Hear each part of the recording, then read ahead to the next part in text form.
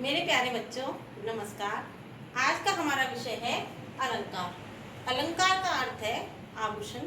जिस प्रकार एक स्त्री अपने सौंदर्य को बढ़ाने के लिए आभूषणों का प्रयोग करती है, उसी प्रकार एक कवि भी अपने काव्य में सुंदरता उत्पन्न करने के लिए अलंकार का प्रयोग करता है।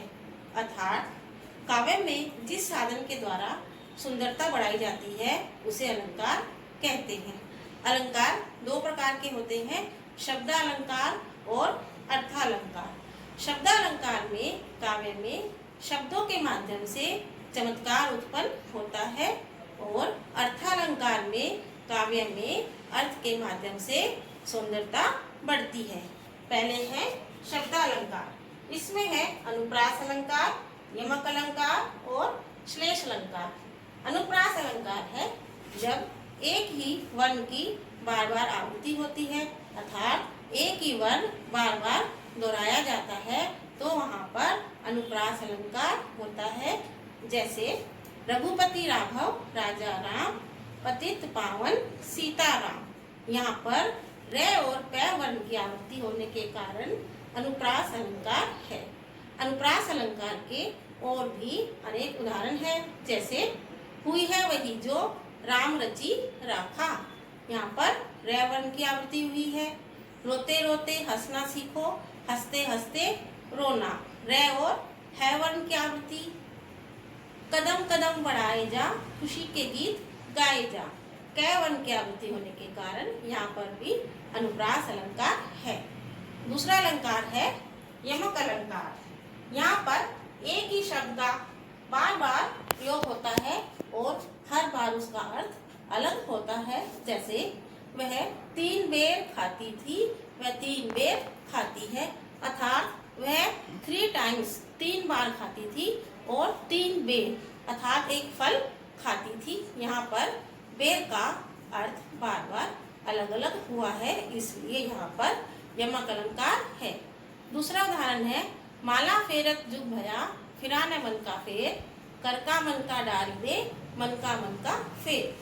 पहले मन के का अर्थ है हृदय का और दूसरे मन के का अर्थ है मोती। दोनों का अर्थ अलग अलग है, इसलिए यहाँ पर यमक अलंकार प्रयोग हुआ है। थर्ड है श्लेष अलंकार। श्लेष का अर्थ होता है चिपकना। जब एक ही शब्द के साथ अनेक अर्थ चिपके होते हैं तो वहाँ पर श्लेष अलंकार होता है। उदाहरण के लिए सुबरन को ढूंढत फिरे कवि व्यभिचारी चोर। यहाँ पर कवि के लिए सुबरन का अर्थ है अच्छे शब्द, व्यभिचारी के लिए अर्थ है रूप सौंदर्य और चोर के लिए है सोना। अर्थात तीनों के लिए यहाँ पर सुबरन का अर्थ अलग अलग है, इसलिए यहाँ पर श्लेष अलंकार प्रयोग हुआ है। ये थे शब्दालंकार। अब हम अर्थालंकार करेंगे।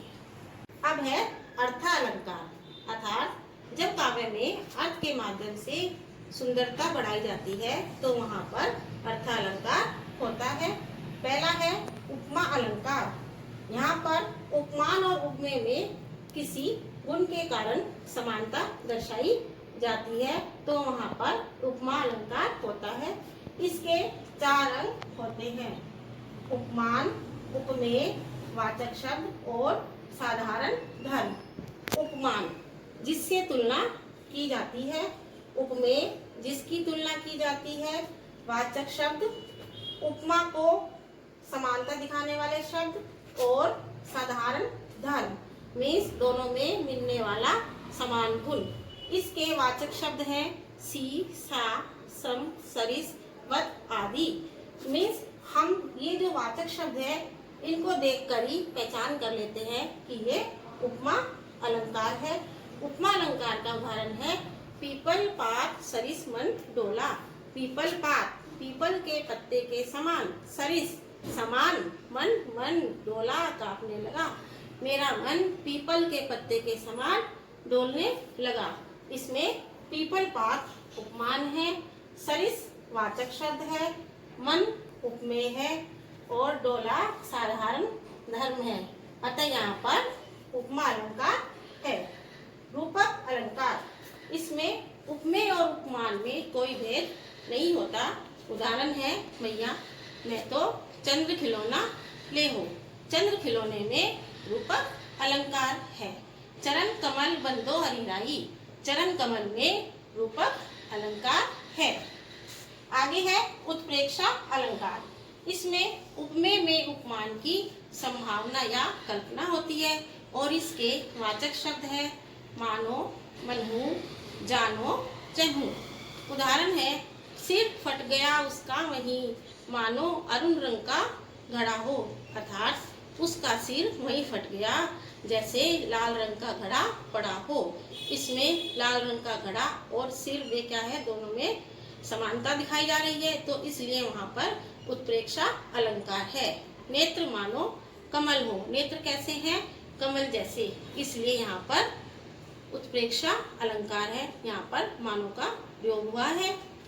आगे है अतिशयोक्ति अलंकार। इसमें बात को बढ़ा चढ़ाकर कहा जाता है या असंभव बात को भी संभव कर दिया जाता है। जैसे आगे नदियां पड़ी अपार, घोड़ा कैसे उतरे पार, राणा ने सोचा इस पार, तब तक घोड़ा था उस पार। अर्थात राणा के सोचते ही घोड़ा नदी से पार हो जाता है।